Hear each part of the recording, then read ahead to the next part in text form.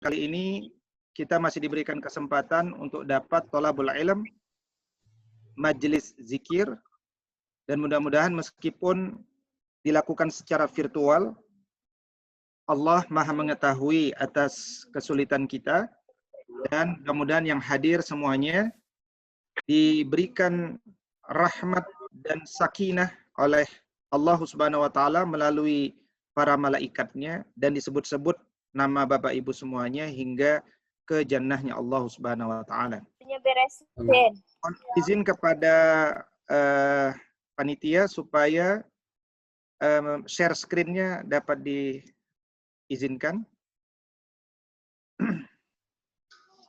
Ustadz Sawaldi. Baik. Baik. Jazakallah khair. Pada kesempatan kali ini, materi yang akan kita bawakan adalah terkait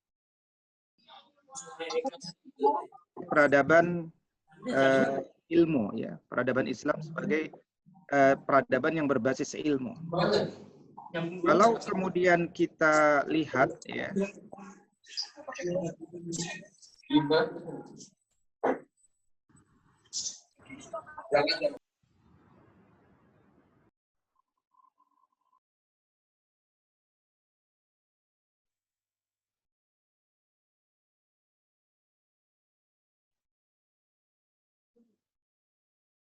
baik, kita coba rekreatif dahulu, ya, berekreasi terkait tentang peninggalan-peninggalan daripada peradaban-peradaban yang ditinggalkan oleh para pendahulu kita, ya. Kalau kita perhatikan, Bapak Ibu semuanya, di antara hal yang diwariskan dunia ini melalui sebab kepemimpinan Islam adalah bukan saja muncul karya-karya terbaik di zamannya di bidang berbagai ilmu, baik ilmu-ilmu sosial atau social science, begitupun ilmu-ilmu alam atau natural sciences. Ya. Jadi sampai sedemikian rupa ilmu tersebut, sehingga kemudian warisannya luar biasa. Kita mengenal arsitektur, kita mengenal karya, kita mengenal warisan-warisan tradisi budaya, dan tentu saja yang sering terlihat kasat mata adalah warisan fisik, ya, yang terlihat langsung. Seperti misalkan apa yang ada di hadapan Bapak sekalian, yaitu peninggalan-peninggalan bangunan, ya. Semenjak Nabi SAW wafat, kepemimpinan Islam itu dilanjutkan oleh Khulafaur Rasyidin selama 30 tahun. Mulai dari Abu Bakar, Umar, Utsman, dan Ali, hingga Hasan bin Ali, ya, ridwanullahu alaihim ajma'in. Dan setelah itu dilanjutkan dalam bentuk kerajaan. Dan raja pertama adalah Muawiyah bin Abu Sufyan. Berlanjutlah selama kurang lebih 90 tahun ke depan dengan dinasti Umayyah. Nanti dilanjutkan dengan dinasti Abbasiyah. Ya, dan dua dinasti ini meninggalkan jejak-jejak peradaban yang luar biasa banyak, ya. Luar biasa mengungguli di zamannya. Ya. Meskipun kemudian Allah berkehendak menghancurkan Baghdad, kota bundar itu, dengan masuknya bangsa Mongol, bangsa yang tidak punya narasi awalnya. Mereka hanya punya kekuatan militer, mereka hancurkan Baghdad, sehingga luar biasa warisan Islam, warisan intelektual, karya-karya Turat yang itu hancur, ya, dan ribuan kaum muslimin dibunuh dengan sesadis-sadisnya oleh bangsa Mongol. Dan pada saat itu Islam meredup. Tetapi Allah berkehendak Islam belum runtuh peradabannya. Dilanjutkan kemudian dengan munculnya dinasti berikutnya yang tidak kalah bersinar, ya, meninggalkan jejak-jejak peradabannya. Mulai dari seperti dinasti Fatimiyah di Mesir. Kemudian muncul 3 dinasti besar, ya. Setelah nanti dinasti Mamlukiyah, dinasti yang dibangun oleh bekas budak, ya, dan dinasti-dinasti kecil lainnya, muncullah kemudian 3 dinasti besar, ya. Muncul 3 dinasti besar, yaitu seperti dinasti Safawiyah, ya, dinasti Safawiyah di mana? Di Persia, di Iran. Kemudian ada dinasti Moghul di India, ya. Kemudian ada dinasti Utsmani di Turki. Nah, 3 dinasti ini punya karakteristik yang berbeda dan peninggalannya pun berbeda. Misalkan di Moghul India, ya, kira-kira, ya, warisannya cukup banyak, bangunan-bangunan yang berwarna merah karena terbuat dari batu-batu bata merah. Nah, adapun kalau di Turki yang kita lihat sebagai contoh, sebagai peradaban terakhir, ya, yang memimpin 600 tahun lamanya, yang pertama kali dibangun oleh Osman bin Ertuğrul bin Sulaiman Shah. Dan sejak Osman ini 600 tahun kemudian hingga nanti tahun 1922. Nah, 1922 hingga 1924 ini nanti Khalifah Simbol, dan nanti betul-betul tahun 1924 itu hilanglah kepemimpinan Islam, masuklah dunia ini pada hasil-hasil kolonialisme, penjajahan dari Barat, muncullah konsep nation state, ya, konsep negara dengan border, ya. Jadi negara-negara ini adalah batas-batas yang merupakan hasil daripada jajahan negeri-negeri Barat, ya, dengan doktrin penjajahannya, doktrin kolonialisme. Dan semenjak itu, ya, sejak tahun 1924 Islam tidak memiliki lagi kepemimpinan tunggal karena diganti dengan kepemimpinan 5 negara dalam Dewan Keamanan PBB yang punya hak veto itu, ya, Cina, Amerika, Inggris, Perancis, dan Italia kalau tidak salah, ya. Nah, tentu saja di tengah hilangnya peradaban Islam ini berdampak pada hilangnya kecintaan manusia pada ilmu. Begitupun di tengah hegemoni pemikiran Barat, maka sangat wajar kalau banyak manusia yang berpikirnya otomatis berpikir dengan cara pandang Barat. Dia berpikir konsep-konsep Barat, ya, dan dia tidak kenal dengan konsep-konsep berpikir para ulama karena dia tidak dekat dengan ulama, ya, tidak paham kandungan Al-Quran, dan akhirnya kemudian kita secara tanpa sadar terbaratkan. Bahkan seorang Eben Yahudi yang dijadikan wakil dari Amerika Serikat untuk PBB, itu di depan publik sangat berani beliau mengatakan bahwa saya bisa katakan bahwa setiap manusia di muka bumi ini selalu berpikir dengan cara pandang Yahudi. Itu begitu yakinnya dia, ya, dan tentu beliau berbicara tidak sembarangan juga, ya, meskipun tentu ada nuansa politiknya, bahwa manusia ini tanpa sadar jangan-jangan kita berpikir dengan cara pandang Yahudi, ya, cara pandang yang dilahirkan oleh Yahudi, sementara Yahudi sendiri tidak menggunakan cara pandang itu. Nah, karena itu kalau kita sadar bahwa kita berada dalam hegemoni peradaban Barat, maka semangat daripada peradaban, semangat daripada kaum muslim itu adalah harusnya semangat mengembalikan. Nah, tidak mungkin kita dapat mengembalikan peradaban itu kalau kemudian kita tidak mengulangi apa yang menjadi ruh daripada lahirnya peradaban itu, ya. Baik, kita coba rekreasi dulu dengan gambar-gambar yang ada di slide Bapak Ibu semuanya, ya. Jadi misalkan ini gambar yang ada di depan ini adalah Muradiye Mosque di Bursa. Ini adalah masjid yang dibangun oleh Sultan Murad II ini. ya, keturunan daripada Utsman di Bursa. Bursa ini ibu kota kekhilafan Turki Utsmani yang ditetapkan oleh Utsman ya. Jadi kalau Bapak Ibu telah menonton film Kurulus Utsman, itu season 1 baru selesai, episode 27 ya. Nanti 120 hari lagi akan ada season 2 ya.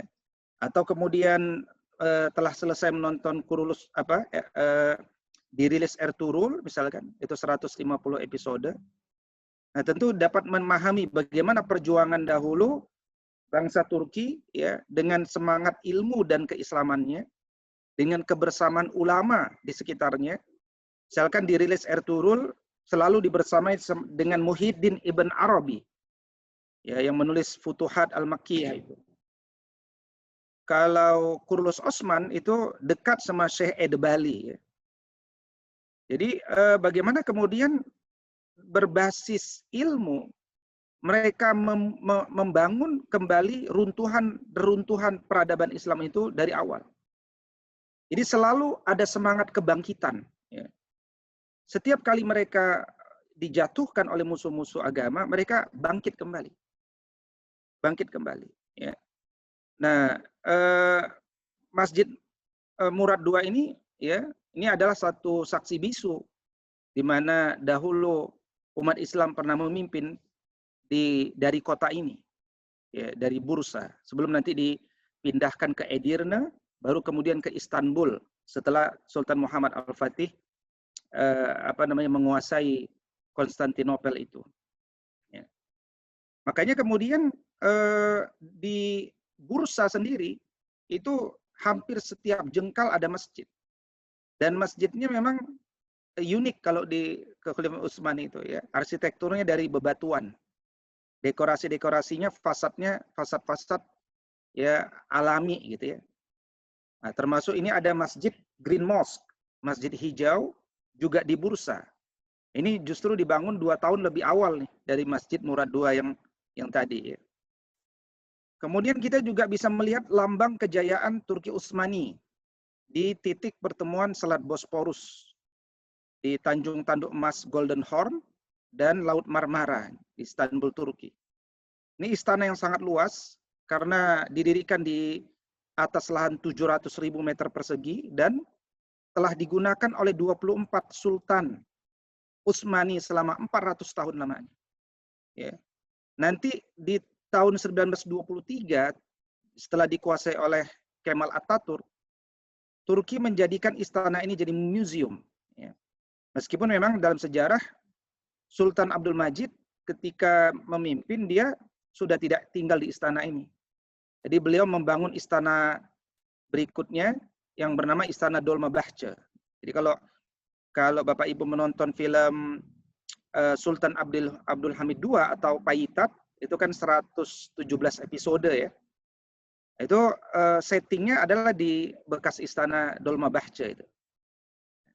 Istana yang sangat artistik juga gitu ya. Nah, di istana inilah sekarang menjadi museum sekaligus ya, ketika kalau kita ke wilayah-wilayah seperti ini tentu kita bukan sekedar bicara ketika kita melihat bangunan ini dan melihat apa-apa yang ditinggalkan, itu bagi orang yang berilmu dia akan mencoba membayangkan bagaimana ya semangat keislaman di masa itu. Bagaimana hasil-hasil ketika dia melihat arsitektur permadani, ketika melihat karya geografi, karya kaligrafi, ketika dia melihat bangunan-bangunan, dia akan melihat sejauh mana teknologi di masa itu. Ya, bagaimana cita rasa di masa itu. Maka ini perbedaan antara peradaban Barat dan peradaban Timur, khususnya peradaban Islam, adalah cita rasa seni, artistik, ya, dalam peradaban Islam itu luar biasa. Dia bukan sekedar bangunan, tapi juga penuh nilai. Bahkan setiap inci dari dalam istana itu ingin menceritakan sesuatu sepanjang sejarah. Gitu. Nah, di istana Topkapi ini Topkapi Palace namanya. Ini sekarang menjadi museum, ya. Bagi kita yang ingin melihat 4 pedangnya Khulafaur Rasyidin dan pedang Nabi. Ada bentuk tapak kaki kanannya Nabi, karena tapak kaki kirinya ada di Masjid Al-Aqsa di Yerusalem ketika Isra Mi'raj. Ingin melihat sejumput janggutnya Nabi atau satu gigi Nabi yang pernah patah di Bukit Uhud, atau surat Nabi kepada Raja Muqawqis II dulu, ya. Nah, ini bisa melihat langsung di Topkapi. Nah, kemudian kita bisa lihat ada Dolmabahce Palace. Ini istana Dolmabahce. Ini yang jadi setting film Paitat, ya, Sultan Abdul Hamid II itu. Jadi bagus sekali Bapak Ibu kalau yang menyempatkan menonton film-film tersebut, karena kita akan mengkaji sejarah di sana. Kita akan mengkaji sejarah. Termasuk tentu yang paling fenomenal 2 pekan terakhir adalah Masjid Hagia Sophia. Ya, Masjid Hagia Sophia ini. Masjid ini sebelumnya adalah gereja Katolik Ortodoks yang dibangun di masa Kaisar Justinianus, penguasa Bizantium. Ya. Sebelum dia berdiri, ya, ada bangunan yang terbesar, tuh, yaitu Katedral Sevilla yang dibangun tahun 1520. Ya, dan itu menjadi katedral terbesar di dunia selama 1000 tahun. Ya. Nah, ketika nanti Sultan Muhammad Al-Fatih berhasil menguasai, sebagaimana prediksi Nabi SAW bahwa nanti akan ada umat yang berhasil menguasai Konstantinopel, dan ternyata itu terjadi di Kesultanan Utsmani, Sultan Muhammad Al-Fatih 27 Mei 1453 itu.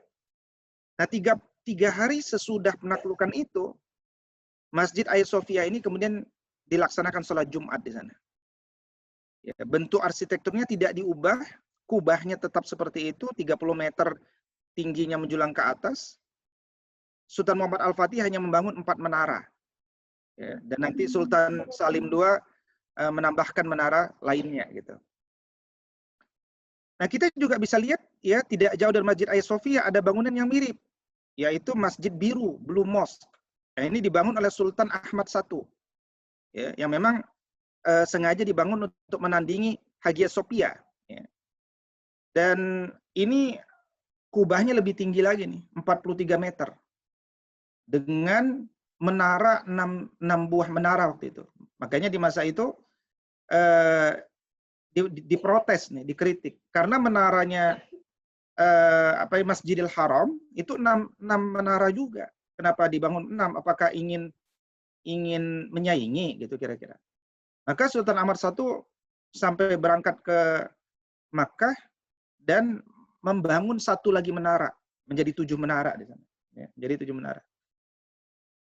Nah, kita juga bisa melihat yaitu Masjid Sulaiman. Ini Masjid Sulaiman ini dibangun oleh Sultan Sulaiman I nih, sebelum Masjid Blue Mosque, ya, di tahun 1550.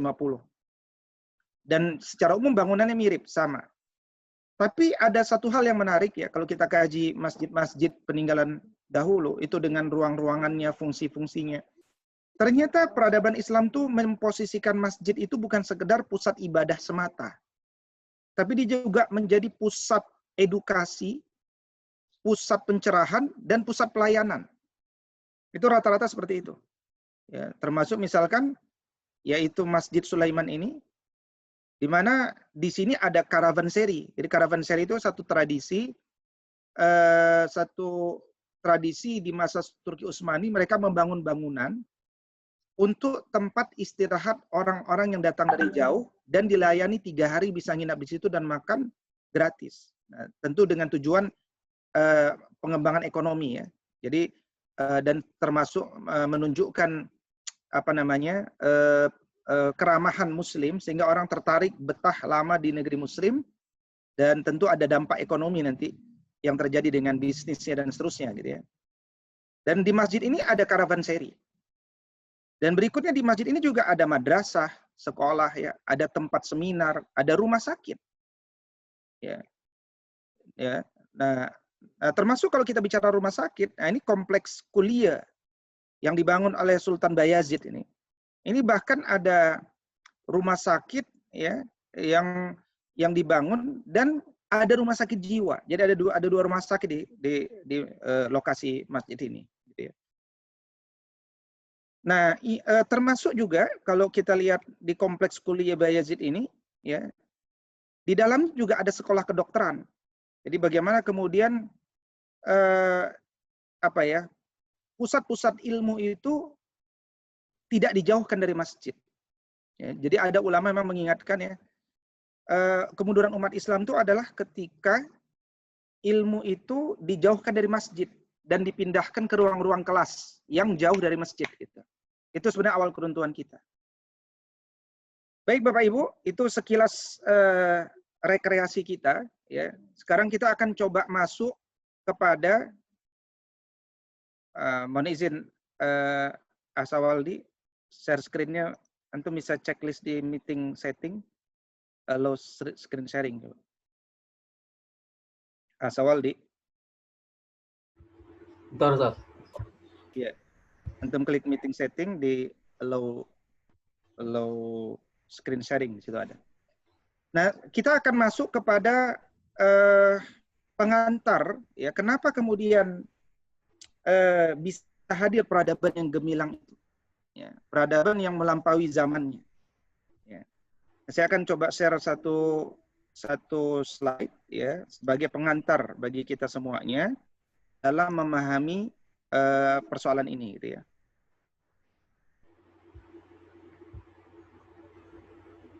Peradaban Islam adalah peradaban yang dibangun berbasis ilmu. Ya. Kita sekarang ada di abad ke-21 ya, tahun 2020. Abad 21 itu tahun 2001 hingga tahun 2100. Nabi lahir abad ke-6, tahun 571. Nabi jadi nabi tahun 611, abad ke-7. Dan abad ke-8 sudah ada tokoh yang diakui menjadi titik tolak bergantinya kepemimpinan sains. Di antaranya adalah Jabir ibn Hayyan. Itu sangat terkenal di akhir abad ke-8. Jabir ibn Hayyan. Dengan ilmu kimianya. Dan setelah itu berturut-turut itu.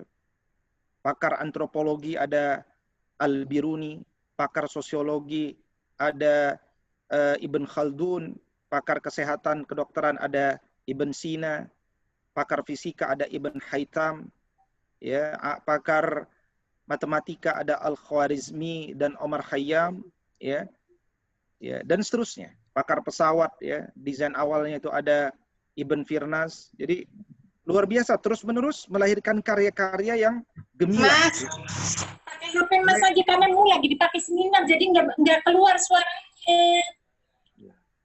Mas lewat WhatsApp itu loh video. Baik. Maka kemudian mulai abad ke-8 hingga abad ke-15, selama 7 abad lamanya, Islam memimpin peradaban dunia. Sementara Barat berada dalam kegelapan. Gelap karena apa? Karena di Barat tidak ada apa-apa. Tidak ada rumah sakit seperti yang kita cerita tadi. Tidak ada, apalagi membedah orang. Alat bedah saja belajar dari Muslim. Tidak ada pendidikan, university, sekolah, bahkan pendidikan itu dibatasi, ya, pada orang-orang yang dekat dengan agamawan dan kekuasaan semata. Wanita kemudian tidak dianggap mulia, direndahkan. Ya, bahkan mereka mengambil filsafat Aristoteles yang mengatakan bahwa wanita itu adalah defect male, laki-laki yang gagal. Jadi Tuhan menciptakan laki-laki, gagal jadilah perempuan. Tidak mengenal sabun, tidak mengenal sampo, apalagi tidak mengenal kopi. Gitu. Jadi hal yang saya sebutkan itu datang dari negeri Muslim dan itu baru sebagian kecil. Makanya peradaban Barat itu adalah sumbangsi dari peradaban Islam. Mereka ambil gagasan, ide, dan karya-karyanya, mereka terjemahkan, dan kemudian mereka kembangkan dengan meninggalkan jejak-jejak Tuhan. Itu kira-kira peradaban Islam itu. Nah, saya tidak akan terlalu lama di slide ini karena kita ingin masuk kepada hal yang sifatnya substansi ya pada kesempatan hari ini. Pertama, kalau kita bicara peradaban, apa kosakata peradaban di dalam bahasa Arab gitu ya? secara umum hingga hari ini di Arab ya menggunakan kosakata hadoroh, peradaban. Ya. Hadoroh itu berasal dari kata hadoroh, yahduru, huduran, wa hadorotan. Ya, yaitu hadoroh, hadir, ada. Ya. Di lawan kata hudur adalah al-maghib dan ghaibah. Lawan kata hudur, lawan kata ada, ya ghaib, tidak ada gitu. Ya, jadi secara umum peradaban itu dari ada, dari tiada menjadi ada gitu. Atau kemudian lawan kata hadar adalah al-badu, pedalaman. Ya, jadi kira-kira kalau makna seperti ini, dari pedalaman yang hidupnya nomad, belum ada sistem yang terdistribusi baik sistem distribusi air, listrik, pangan, dan seterusnya, menjadi kepada hadar, yaitu sudah ada sistem yang sistemik gitu kira-kira. Makanya lawan kata hadir atau yang bermukim di kota adalah al-badi, yaitu yang bermukim di pedalaman. Ya. Al-hadar, al-hadrah, dan al-hadirah juga berarti kota, desa, kampung, dengan catatan orang tidak lagi nomad, gitu. Tidak lagi berpindah-pindah, tapi sudah menetap di satu tempat tinggal. Nah, hadarah dengan demikian bisa dimaknai satu kondisi di mana komunitas masyarakat itu tinggal menetap secara permanen. Ya, bisa juga bermakna distrik yang besar. Nah, kalau kita ambil karya Al-Muqaddimah, ya, saya kemarin baru dari rumah, apa namanya, kalau antum cari buku Muqaddimah, ya, ini saya perlihatkan di layar ya, Muqaddimah ini. Ini sangat tebal nih, buku Muqaddimah, sudah terjemahkan oleh Syekh Ahmadi Toha dari Ormas Persatuan Umat Islam gitu ya. Dulu karya ini diterjemahkan oleh beliau ketika lulus aliyah, lulus SMA gitu. Beliau sudah terjemahkan karya ini. Nah, itu luar biasa beliau ya. Sangat tekun. Nah, sekarang menjelang umur 70, beliau menerjemahkan ulang. Nah, tentu beda. Ya, karya Muqaddimah yang versi lama itu terjemahan beliau itu. Dengan kemudian versi yang baru gitu. Maka ini buku tebal sekali. Bagus sekali antum miliki buku ini ya. Muqaddimah, An Introduction to the History of the World. Karena antum akan pelajari ya bagaimana apa namanya, keluasan pemahaman seorang Ibn Khaldun yang kita tidak tahu. Beliau ini sebenarnya spesifikasi ilmunya apa ya? Karena beliau dikenal sebagai hakim, beberapa kali jadi qadhi, tapi dia juga ahli fikih. Dia juga seorang filosof. Dia juga sebagai seorang ahli hukum. Dia diplomat. Dia juga pakar politik. Dia juga dosen. Dia juga sejarawan. Dia juga seniman. Dia juga penyair. Jadi orang-orang dulu ketika berinteraksi dengan Al-Quran, mereka tidak membatasi cabang ilmunya. Mereka ingin tahu lebih luas. Ya, saya sering katakan orang yang dekat dengan Al-Quran, maka orang itu akan menjadi sosok-sosok yang mencintai social sciences. Dan kemudian otomatis dia akan tertarik mengembangkan natural sciences. Social sciences hari ini diterjemahkan menjadi ilmu sosiologi, antropologi, politik, edukasi, ya kan, pendidikan, kemudian sastra, sejarah, geografi, apalagi, dan cabang-cabang ilmu lainnya. Ya, termasuk kemudian ilmu alam, fisika, kimia, biologi, matematika, itu sudah otomatis. Muslim itu hendaknya, bahkan bukan hendaknya, ya sudah sangat sudah harus terdorong untuk mencintai itu kalau ingin menjadi Muslim yang kafah.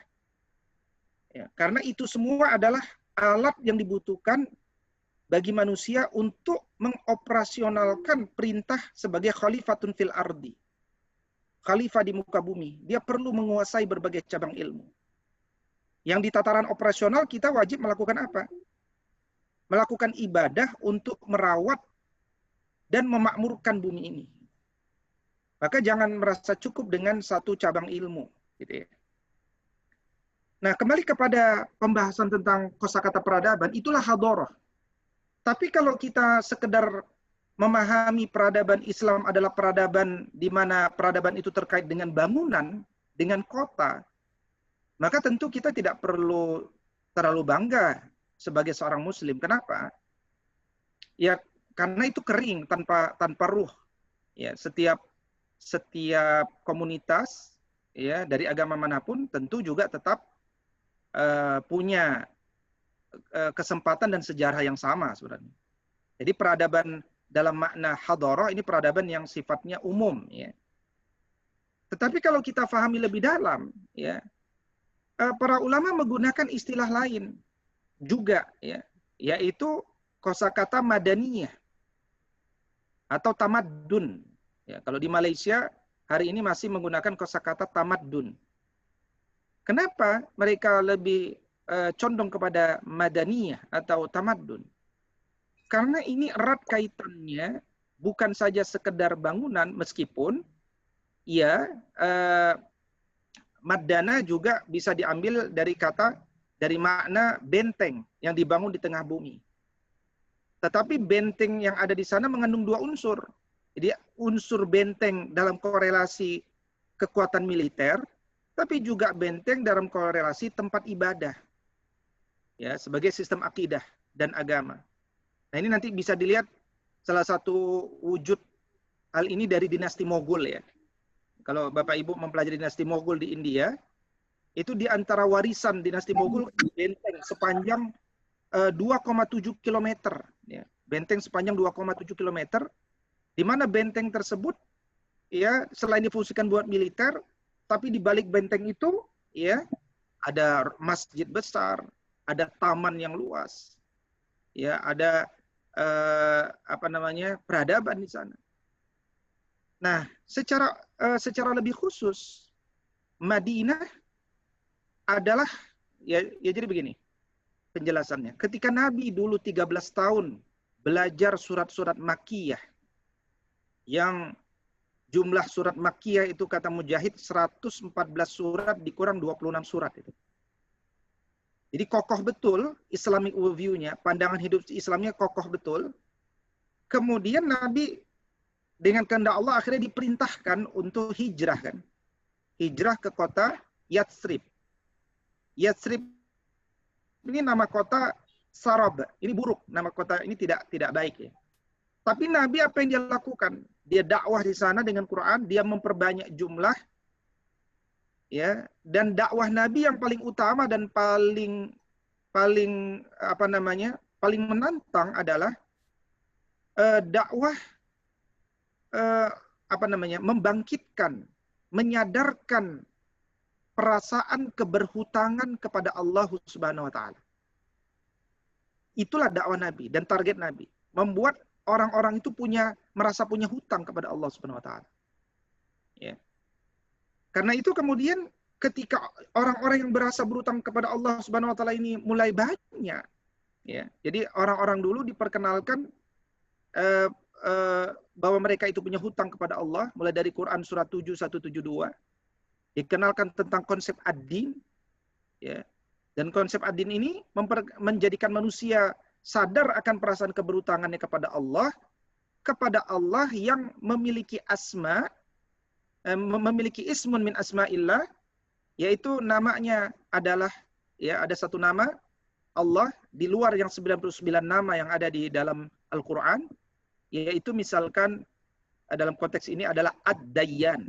Ya, Allah punya ismun min asma'illah, asmaul husnahnya di antaranya adalah Ad-Dayyan, yaitu Allah yang Maha Pemberi hutang.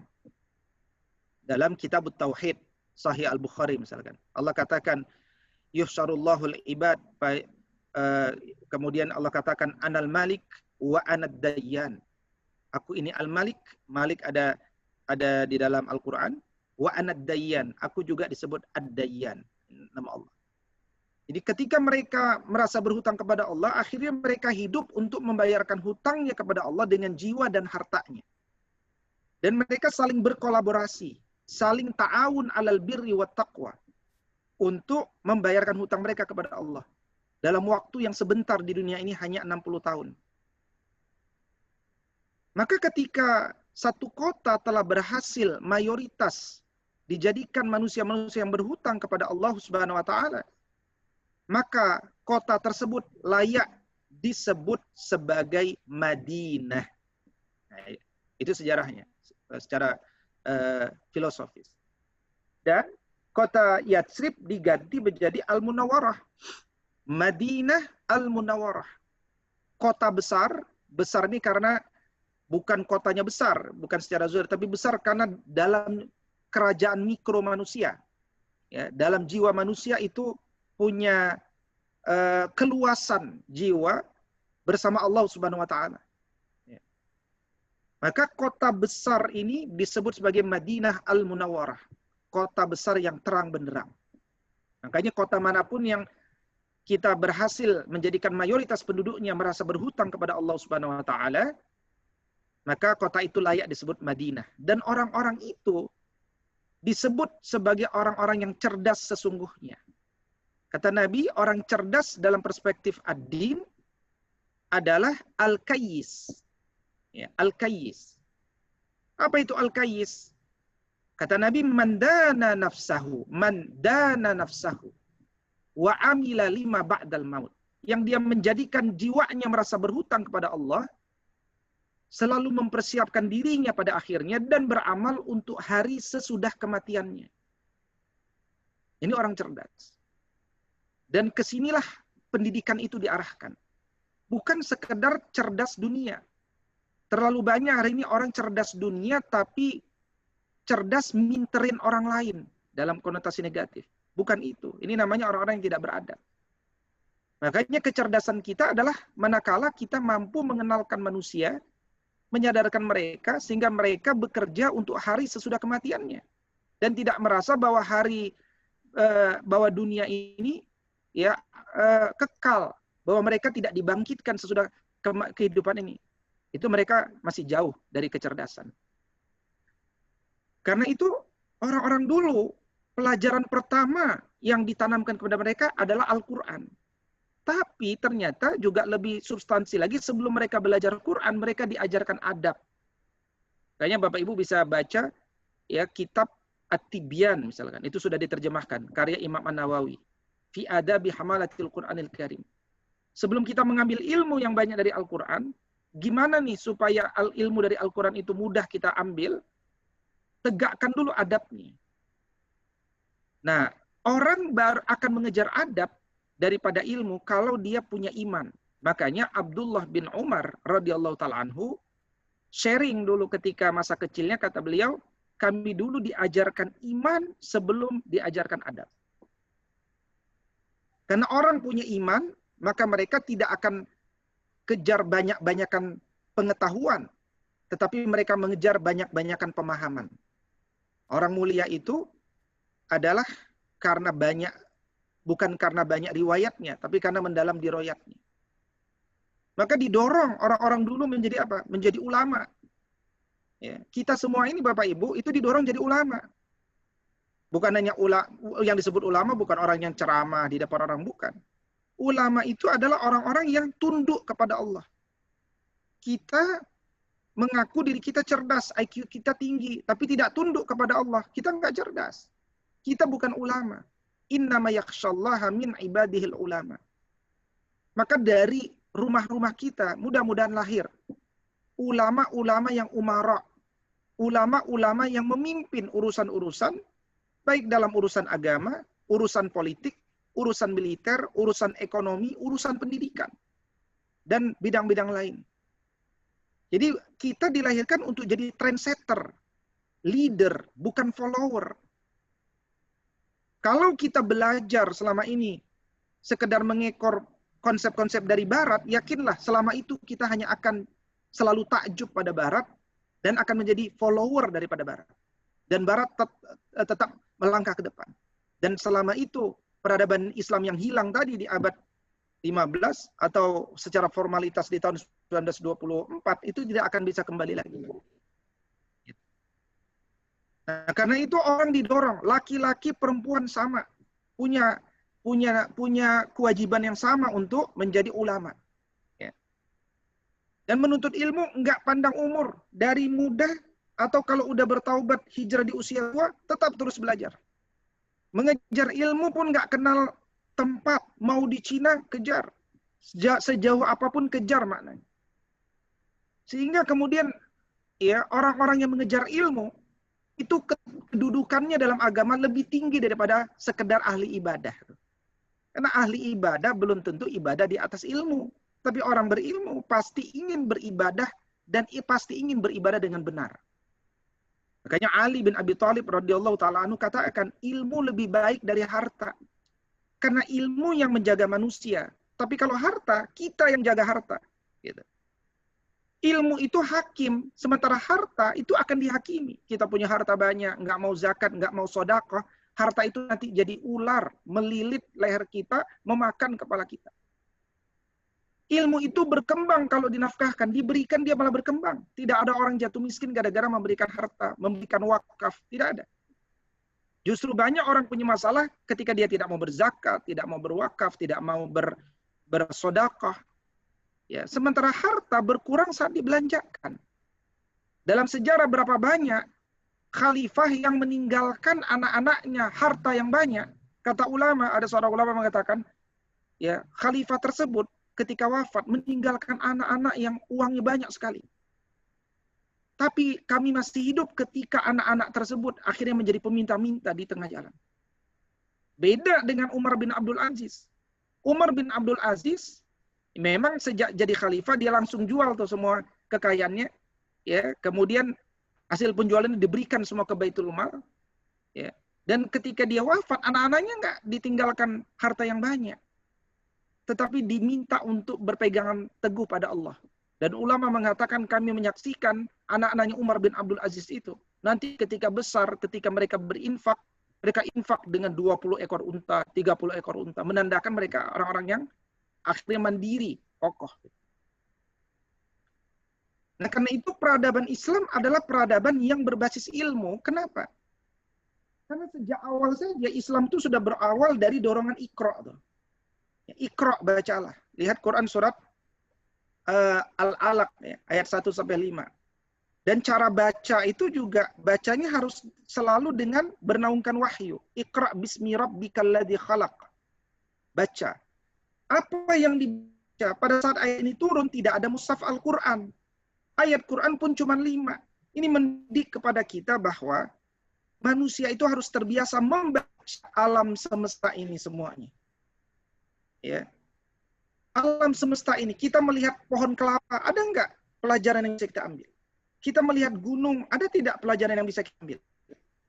Jadi, kroknya kita adalah membiasakan diri mengambil pelajaran dari setiap fenomena, setiap peristiwa, setiap kejadian.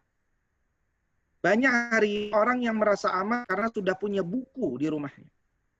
Ya kan? Banyak juga kolektor buku, banyak juga yang penting, Ustaz saya udah beli bukunya, bacanya kapan tahu gitu. Nah sekarang coba kita ilustrasikan, katakan buku-buku kita hilang semuanya. Apakah kita tidak bisa mengambil ilmu dan tidak bisa bertambah ilmu? Ayat ini menegaskan harus bisa. Harus bisa. Ya. Nah, Iqra. Nah berikutnya, Al-Quran mendorong orang-orang itu untuk mengejar gelar-gelar langit. Bukan hanya, ya memang kepada para mahasiswa saya sering ingatkan, kalau engkau telah jadi mahasiswa S1, engkau telah mengawali kebaikan, maka selesaikan kebaikan itu sampai titik yang paling tinggi. Kejar S2, kejar S3, kejar profesor. Betul. Kalau kita sekedar belum tentu bisa untuk ya menjejakkan kakinya hingga ke langit. Tapi kalau kita kenalkan mereka di langit, kan sana dunia mereka akan remehkan itu. Mereka akan dapat sukseskan dunia. Ya. Dan di gelar-gelar langit yang banyak, misalkan ibadur rahman, az-zakirin Allah katsira, waz-zakirat, taqwa, rabbani, di antaranya adalah ulul albab. Dan ulul albab ini beberapa kali diulang-ulang dalam Al-Quran, mengingatkan kepada manusia itu agar dia selalu terdorong menjadi orang-orang yang berilmu. Allah katakan di ayat ini, Allah tanya dengan kalimat retorika. Hal yastawil ladina ya'lamuna wal ladina la ya'lamun? Apakah sama orang yang berilmu dengan orang yang tidak berilmu? Enggak sama. 100 orang melihat satu fenomena, satu peristiwa, belum tentu 100 orang itu bisa ngambil pelajaran. Biasa saja. Innama yatadzakkaru ulul albab. Ulul albab itu yang bisa ngambil pelajaran. Kenapa dia bisa ngambil pelajaran? Karena dia punya konsep ketika membaca satu peristiwa itu. Lihat Quran surat Ali Imran, ayat 190 hingga 191. Bagaimana Allah katakan ulul albab itu selalu melihat fenomena alam semesta. Makanya dia akan senang dengan ilmu alam. Ya, dia akan senang dengan ilmu alam. Dan dia punya konsep alladzina yadhkuruna Allaha qiyaman wa qu'udan wa 'ala junubihim wa yatafakkaruna fi khalqis samawati wal ard. Ya, dia selalu tidak pernah mengosongkan pikirannya, selalu berpikir tentang ciptaan Allah dengan konsepsi dasar ma khalaqta hadza batila. Gak mungkin Allah ciptakan sesuatu itu sia-sia. Ini COVID-19 ini dari Allah. Gak mungkin Allah dengan irodahnya menghendaki ini sia-sia. Pasti pelajaran di sana. Ya. Karena itu diantaranya adalah Allah. Boleh jadi Allah menghendaki kita ini, negeri muslim menjadi negeri yang maju. Kita berpikir, berlomba-lomba mencari serumnya, mencari antivirusnya, ya, antibakterinya. Kita coba lihat, ya, meneliti, ya. Jadi dorongan ikra dilanjutkan mengamati, ya, dilanjutkan dengan observasi, dilanjutkan eksplorasi, dilanjutkan dengan ekspedisi untuk tujuan komparasi. Itu semuanya diajarkan dalam Al-Quran. Yang kalau dalam hari ini itu disebut sebagai metode berpikir saintifik. Dan itu sudah ada dalam Al-Quran dan lebih mendalam, holistik dibandingkan cara berpikir saintifik hari ini. Makanya orang-orang yang dekat dengan Al-Quran, dia bukan cuma bicara fikih, bicara sholat, bukan. Karena Al-Quran itu perbincangan masalah itu hanya 1%. 90%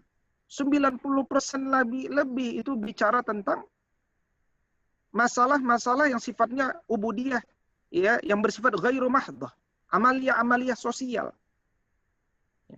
Dan untuk mensukseskan itu dia perlu wawasan yang luas. Dan orang yang mendalam ilmunya itulah, ya, kita kenal istilah dalam Quran surat Ali Imran ayat ke-7 sebagai, ya, ar-rasikhuna fil ilmi war-rasikhuna fil ilmi yaquluna amanna bih kullum min 'indi rabbina wa ma yadhakkaru illa ulul albab. Kembali, ulul albab disebutkan di ayat ini, dan di antara cirinya adalah ar-rasikhuna fil ilmi. Mereka mendalam ilmunya. Ya. Baik, sambil saya mencoba menyelesaikan beberapa slide lagi, silakan Bapak Ibu kalau ada yang ingin ditanyakan, ya, dapat menuliskannya di kolom chat. Mungkin nanti secara ringkas saya akan dapat jawab. Berikutnya Bapak Ibu, Al-Quran juga ketika kita baca mendorong untuk mencintai ilmu dan tidak cukup puas hanya dengan beriman. Ya. Allah katakan yarfa'illahu alladhina amanu minkum walladhina utul ilma darajat. Orang-orang yang diberikan ilmu itu, ya, orang-orang yang kemudian mengejar ilmu di atas imannya, maka dia akan dapat berpotensi meraih derajat yang tinggi dan berbeda-beda di antara manusia. Fastabiqul khairat. Kita berlomba-lomba jadi ahlul ilmu. Jangan kita berlomba-lomba menjadi ahlul jahil. Ya. Kita berlomba-lomba menjadi penghuni surga. Jangan berlomba-lomba menjadi penghuni nerakanya Allah Subhanahu wa taala. Ilmu itu penting. Ya. Al-Quran menjelaskan ilmu itu penting. Kenapa? Agar manusia itu bisa adil dan menegakkan keadilan. Syahidallahu annahu la ilaha illa huwa wal malaikah wa ulul ilmi qaimam bil qist. Ya, bil qist. Ya, menegakkan keadilan. Apa hukumnya? Saya tanya Bapak Ibu, apa hukumnya kalau Bapak Ibu melemparkan air raksa ke wajah manusia? Coba, itu apa hukumnya? Itu membuat rusak permanen wajah manusia. Hukumnya itu apa? Ya. Apakah hukumnya hanya 1 tahun? Apakah ketika hakim memutuskan hukuman 2 tahun, kemudian jaksa tidak puas ingin agar tetap 1 tahun? Jadi ada orang berlomba-lomba menghukumi lebih sedikit begitu. Apakah itu murni rasa keadilan? Itu semuanya tergantung ulul ilm. Apakah kita ini ahlul ilm atau ahlul hawa? Mengikuti ilmu atau mengikuti hawa nafsu? Ya. Berikutnya, ya, dorongan supaya orang itu mencintai ilmu itu disampaikan itu. Bagaimana kemudian Allah bimbing kita. Bacalah doa supaya bertambah ilmumu. Ya, lihat dalam Quran surat Toha ayat 114. Wa qur rabbi zidni ilma. Ya Allah, tambahkan untukku ilmu. Nabi pun ajarkan nanti, sempurnakan. Misalkan dengan doa beliau, Allahumma anfa'na bima 'allamtana wa 'allimna bima yanfa'una wa zidna ilman. Ya, jadi doa kita tuh ya Allah, tambahkan saya uang, tambahkan saya pangkat, tambahkan saya follower gitu kan. Tambahkan saya, ya bukan begitu, ya. Ya boleh-boleh saja berdoa seperti itu, tidak haram. Tapi ada satu doa yang ini penting gitu. Yaitu apa? Tambahkan ilmu. Jangan sampai kita nambah umur nggak nambah ilmu, malah nambah bodoh. Nabi sampai bilang, engkau nggak boleh cemburu kecuali sama 2 orang.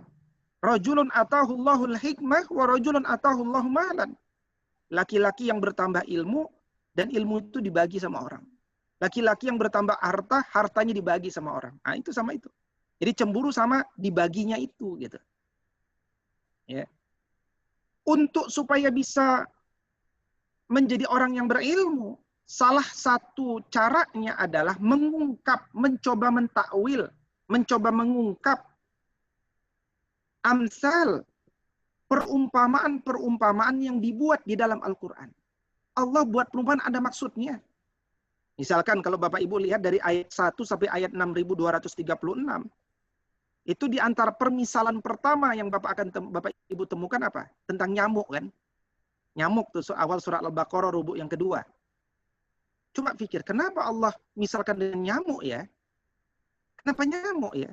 Oh, nyamuk itu kalau lagi lapar, dia cari orang, ngisep darahnya. Udah dihisep, mati dia. Ya, nggak bermanfaat, mati dia. Nyamuk itu setelah ngisep darah mati. Ada manusia, belum punya ilmu, dia kejar ilmu. Belum punya harta, dia kejar harta. Udah dapat ilmu, udah dapat harta, nggak kedengeran. Nah, orang itu seperti orang mati. Ya, wujuduhu ka'adamihi. Adanya sama tiadanya sama aja. Nah, Allah katakan wa tilkal amsalu natribuha linnas wa ma yaqiluha illal alimun. Perumpamaan ini enggak bisa diungkap ke mereka yang punya ilmu. Tapi yang terakhir, ya, karena waktu kita terbatas, slide saya sebenarnya masih sangat banyak ya. Saya tutup dengan meskipun kita didorong untuk bertambah ilmu Bapak Ibu semuanya, kita pun didorong untuk menjauhi kesombongan. Ya. Menjauhi kesombongan. Karena di antara tantangan orang berilmu adalah menjadi sombong. Tapi Allah ingatkan di ayat ini. Wa ma utitum minal ilmi illa qalilan. Apa yang kami berikan kepada kalian itu berupa ilmu, itu masih sedikit, nggak ada apa-apanya. Kenapa kita harus sombong dengan sedikit? Karena jangan comfort zone, jangan merasa nyaman. Yang udah jadi profesor, jangan kemudian merasa cukup, nggak mau belajar lagi. Yang udah jadi dokter, jangan malas untuk kuliah lagi. Yang udah magister, jangan malas kuliah lagi. Yang sudah bekerja, jangan malas untuk belajar lagi. Yang sudah berumur, jangan malas untuk menuntut ilmu lagi. Tidak ada rasa malas. Belajar ilmu minal mahdi ilal lahdi. Selama hayat di kandung badan, menuntut ilmu wajib. Dia bukan hanya wajib bagi anak-anak. Walhamdulillahi ala kulli halin. Ibu Kuarta Nahid tadi bertanya, apa word view dalam bahasa Arab? Apa padan katanya? padanan kata worldview, jadi sejarah kata worldview ini terjemahan dari Weltanschauung, Weltansicht, yang mulai dipakai oleh Immanuel Kant pada abad ke-18. Ketika Barat mulai melepaskan diri dari gereja Katolik Roma, meninggalkan Injil, tidak mau beragama, agama ditetapkan hanya untuk kelahiran, pembaptisan, pernikahan, dan pengkremasian jenazah, akhirnya mereka tidak mau pakai agama dalam kehidupan mereka, karena karena fakta sejarah mencatat sejarah pergumulan agama dengan sains di Barat yang memang tidak harmoni. Maka kemudian akhirnya orang yang meninggalkan agama tetap butuh tentang bagaimana ya konsep hidup itu. Pandangan dunia ini, pandangan hidup tentang dunia alam semesta ini bagaimana? Muncullah Weltanschauung, istilah pertama itu. Nanti diterjemahkan jadi Weltansicht dalam bahasa Inggris. Diterjemahkan juga nanti dalam bahasa Perancis dan bahasa Italia. Jadi worldview itu mengandung sejarah ya. Nah, Islam hadir memberikan value, memberikan nilai.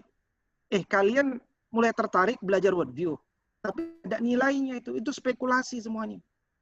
Ya, muncul spekulasi manusia segala-galanya. Ya. Immanuel Kant itu katakan bahwa manusia, kalau Anda ingin cerdas, ya pakai akal kalian sendiri. Muncullah konsep-konsep humanisme. Maka Islam mengatakan, coba ya, Anda belajar Islam. Kita punya Islamic worldview. Kita punya pandangan hidup Islam. Apa padanan Arabnya? Ya, Abul A'la Al-Maududi menjelaskan, atau misalkan Said Qutb menjelaskan At-Tasawur Al-Islami. Syekh Atif Al-Zain mengatakan Al-Mabda Al-Islami. Ya, tetapi atau kemudian Abul A'la Al-Maududi mengatakan apa ya?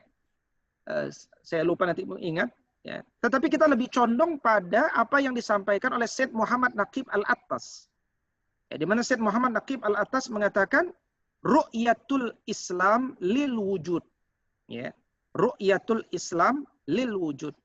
Yaitu bagaimana ketika kita melihat satu objek, cara pandangnya dengan Islam. Makanya tidak ada yang objektif di dunia ini. Semuanya objektif, subjektif. Ya. Karena ketika kita melihat sesuatu, psikologi kita itu sangat menentukan. Pandangan hidup kita sangat menentukan. Ya. Jadi apa padanan dalam bahasa Arab? Ru'yatul Islam lil wujud. Bagaimana Islam melihat yang wujud. Itu yang pertama. Pertanyaan berikutnya dari Bapak Farhan Firdaus. Saya mau bertanya, apakah betul bahwasanya rata-rata ilmuwan dulu adalah Syiah, ataukah itu hanya propaganda agar umat Islam membenci ilmuwan tersebut? Mohon pencerahannya Ustaz. Sangat tidak betul. Ya, dan ini juga nanti kembali pada apa yang disebut Syiah. Syiah ini secara lughah awal itu Syiah bermakna pendukung, yaitu pendukung Ali. Ya, kalau pemikirannya, akidahnya, sholatnya semua sama. Tapi kemudian nanti berkembang itu, mulai dari Syiah 7 imam, itu yang dipakai di dinasti Fatimiyah di Mesir. Kemudian Syiah 12 imam, itu dipakai oleh dinasti Safawiyah di Persia, di Iran sekarang hari ini. Ya. Dan kalau masuk pada Syiah 7 imam atau 12 imam, ini sesat. Ya. Ini berada dalam kesesatan. Bahkan 12 imam dihukumi oleh sebagian sebagai Rafidhah. Dia telah keluar dari agama. Gitu ya. Tetapi secara umum dia berada dalam kesesatan. Nah, pada faktanya hanya 2 dinasti ini yang bermazhab Syiah. Safawiyah di Iran dan Fatimiyah di Mesir. Dan itu belum ada apa-apanya dibandingkan ya ulama-ulama yang muncul sepanjang zaman dari dinasti-dinasti besar. Mulai dari Abbasiyah, Umayyah, Mamlukiyah, ya Uzbekistan, Timur Leng, ya kan, kemudian Moghul hingga Utsmani. Nah, karena itulah saya sering katakan menguasai sejarah itu wajib. Karena menguasai sejarah kita sudah menguasai sebagian perjalanan keilmuan kita. Ya, kenapa saya tadi tampilkan slide screenshot tentang peradaban dari Yunani kuno sampai abad 21 itu supaya tahu dulu screenshotnya. Karena gaya Nabi ketika mendidik itu juga begitu. Diberikan general perspektif, baru masuk kepada spesifik, gitu ya. Jadi, agar kita tahu kita tuh berada di titik mana hari ini. Disampaikan dulu gambaran besarnya. Jadi kita tahu kiri kanannya itu di mana. Gitu. Ya. Baik, berikutnya dari Ustadz Mahbub, ya. Assalamualaikum Ustadz, izin bertanya terkait dengan hadis riwayat Imam Ahmad tentang 5 priorisasi kepemimpinan Islam, khususnya Mulkan A'dhan dan Mulkan Jabariyah mulai dari dinasti mana? Ini hadis ini punya persoalan, Bapak. Ya, ini hadis ini diskursus. Ya. Ada persoalan, ada kajian dalam masalah sanadnya, sehingga ulama tidak bersepakat untuk menjadikan hadis ini. Ya, tetapi ada hadis lain yang kemudian yang kemudian dapat dijadikan rujukan. Ya. Ada juga di slide saya sebenarnya terkait hadis ini, yaitu ya ini ya. Jadi maksud sebentar, ini saya coba tampilkan ya. Yaitu hadis ya. Baik, saya coba tampilkan share screen. Yaitu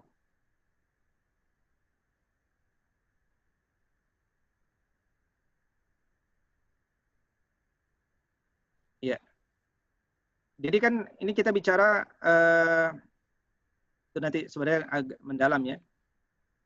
Nabi pernah mengatakan al-khilafatu fi ummati salasuna sanah summa mulkan ba'da dzalik. Ya, jadi setelah 30 tahun setelah Hasan bin Ali itu diganti menjadi kerajaan ya. Dan itu betul-betul tepat 30 tahun itu. Ya, khilafah Abu Bakar 2 tahun 3 bulan, khilafah Umar 10 tahun 6 bulan, khilafah Utsman 12 tahun, khilafah Ali 4 tahun 9 bulan, khilafah Hasan bin Ali 6 bulan. Ini dihitung oleh Ibn Abil Iz dalam syarah Aqidah Tahawiyah ini. Ya. Dan Qadhi Abu Ya'la menjawab bahwa ada kemungkinan yang maksud khilafah dalam hadis khilafah itu berlangsung 30 tahun adalah khilafah yang tidak terpengaruh oleh kerajaan setelah wafatnya Nabi SAW. Adapun khilafah Muawiyah telah terpengaruh dengan sistem kerajaan. Ini Ibn Taimiyah dalam Majmu' Al-Fatawa. Kemudian terdapat hadis dalam riwayat Imam Muslim. Ya, aku bersama bapakku masuk kepada Nabi, maka aku mendengar bersabda, sesungguhnya urusan agama Islam ini tidak akan berakhir sampai berlangsung di tengah mereka 12 khalifah. Dan semuanya dari Quraisy. Nah, ini hadis ini kemudian menjadi dalil 12 khalifah yang adil, bukan 12 imam Syiah. Ini hadis ini kadang dipakai oleh imam Syiah sebagai dogma doktrin 12 imam mereka. Nah, Ibn Katsir ya itu menjelaskan itu. Ya. Bukan, salah. Ini maksudnya adalah 12 khalifah yang adil. Dan 12 khalifah adil itu sudah bisa dipastikan 4 diantaranya Abu Bakar, Umar, Utsman, dan Ali. Ya, kemudian di antara masa-masa jeda itu nanti ada khalifah-khalifah yang lain. Sampai nanti ada Imam Al-Mahdi. Gitu. Ini menurut penjelasan Ibn Katsir. Jadi hadis ini yang umumnya bisa digunakan. Ya, bisa digunakan. Nah, meskipun Imam As-Suyuti mencoba juga, ya, berpendapat bahwa yang disebut sebagai 12 imam itu ya mulai dari Hasan Abu Bakar, Umar, Utsman, Ali, Hasan, Muawiyah, Ibn Zubair, Umar bin Abdul Aziz itu sudah 8. Kemudian ada Al-Muhtadi ya yaitu dari para khalifah Bani Abbas. Kemudian ada Umar bin Abdul Aziz, begitu pula At-Tahir karena keadilannya, dan nanti yang dinanti-nantikan Imam Mahdi. Jadi kalau merujuk hadis Imam Muslim ini yang ditunggu cuma tinggal satu lagi, yaitu Imam Mahdi. Nah, adapun terhadap hadis khilafah yang 5 tahapan itu ada diskursus sepengetahuan kami, ya, terutama pada sanadnya. Ya. Baik, berikutnya izin bertanya soal konsep berhutang kepada Allah. Manusia berhutang apa ya Ustadz? Baik, Syekh Muhammad Naqib atas mengingatkan kepada kita fi yaumi alastu. Lihat Quran surat 7 172. Kita dulu pernah ditanya oleh Allah Subhanahu wa taala, kita dikumpulkan arwah ini, alastu bi rabbikum? Apakah aku ini Rabb kalian? Kita waktu itu bala, betul ya Allah. Syahidna, kami bersaksi ya Allah. Udah singkat itu aja tuh. Ya, hanya itu. Antaqulu yaumal qiyamati inna kunna an hadza ghafilin. Ya, itu hanya mengingat sesedikit itu ada di dalam Al-Qur'an, itu udah lebih daripada cukup untuk mengingatkan kepada kita, engkau jangan lalai ya. Baik, ala kulli hal saya kira waktunya sudah cukup ini. Sepertinya sudah melebihi dari waktu panitia. Mungkin yang terakhir ya, ini ya, insyaallah saya tidak bisa menjawab lebih panjang. Apakah sama ini bukti teman para ilmuwan Islam sudah pernah dipublish ke masyarakat dunia? Bukan hanya sudah dipublish, sudah diterjemahkan, bahkan sudah dipakai. Contoh, antum semuanya dulu belajar cahaya atau kayu masuk ke air, itu bengkok. Itu kan sudah ada sejak pelajaran SMP, kalau saya tidak salah, SMA itu sudah ada. Tapi kan nggak disebutkan siapa yang melakukan penelitian itu. Kenapa? Karena dia Ibn Haytham, karena dia Muslim. Jadi ada politik pendidikan. Ya. Persoalan kita adalah karena kita pakai narasi dari Barat ilmu itu. Jadi, ilmu psikologi ambil dari Barat, ilmu sains ambil dari Barat. Ya, padahal Barat kemudian tidak mengenal Tuhan. Maka Barat tuh nggak mau cerita tentang karya-karya Muslim, kecuali Ibn Rushd. Ya, dengan filosofinya yang dianggap menerangi Barat. Ya. Dan seterusnya. Demikian saya kira. Ya, wallahu alam. Aku qouli hadza wa astaghfirullah li wa lakum. Saya kembalikan kepada Ustadz Sawaldi. Falyatafaddal. Baik, Ustaz, syukran jazakallahu khairan katsir. Alhamdulillah kita sudah sampai di penghujung kajian. Afwan sebelumnya tidak bisa menjawab. Mungkin ada beberapa pertanyaan mungkin tidak bisa lebih panjang karena waktu kita. Karena insya Allah karyawan Ustaz nggak akan melanjutkan pekerjaan lagi. Mungkin Ustaz minta doanya untuk kita semua untuk memberikan kesehatan ya Allah Subhanahu Wa Taala, dijauhkan dari wabah. Dan insya Allah semua wabah kita di Indonesia khususnya memudahkan untuk dikurangi dari virus corona. Tafadhol Ustaz. Amin ya Allah. Billahi minasyaitonir rajim. Bismillahirrahmanirrahim. Alhamdulillahi rabbil alamin. Hamdan yuafi ni'amahu wa yukafi mazidahu ya Rabbana. الحمد ولك الشكر كما ينبغي لجلال وجهك وعظيم سلطانك اللهم صل على سيدنا محمد اللهم ربنا اغفر لنا ولوالدينا وللمؤمنين يوم يقوم الحساب اللهم حبب إلينا الإيمان وزينه في قلوبنا وكره إلينا الكفر والفسوق والعصيان وجعلنا من الراشدين اللهم إنا نعوذ بك من البرص والجنون والجذام ومن سيء الأسقام اللهم إنا نعوذ بك من جهد البلاء ودرك الشقاء وسوء القضاء وشماتة الأعداء اللهم اكشف عنا من وبا البلاء والفتن والأمراض والفيروسيات والقرونا وغيرها ربنا آتنا في الدنيا حسنة وفي الآخرة حسنة وقنا عذاب النار وصل اللهم على نبينا محمد وعلى آله وصحبه وسلم وآخر دعوانا عن الحمد لله رب العالمين. Alhamdulillahirabbil alamin. Kita tutup dengan doa kafaratul majlis. Subhanakallahumma wa bihamdika asyhadu an la ilaha illa anta astaghfiruka wa atubu ilaik. Jazakallahu khairan katsir Ustaz. Insyaallah bulan depan kita akan kembali ke kajian zuhurnya. Terima kasih para jamaah, pada yang sudah bergabung di SK Indosat. Insyaallah bisa istiqomah di kajian. Assalamualaikum warahmatullahi wabarakatuh. Waalaikumsalam warahmatullahi wabarakatuh. Afwan Tas, untuk materi bisa di-share nggak Tas? Di Ke grup Telegram WhatsApp. ya. Telegram Supraha. Oh, Telegram. Oke. Supraha. Jazakallahu khair. Barakallahu fiik.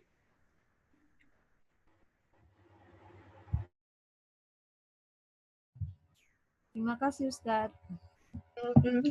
Terima kasih Ustadz. Assalamualaikum, terima kasih. Jazakallahu khair, Ustaz. Syukron jazakallah Ustaz. Syukron Ustadz. Yes.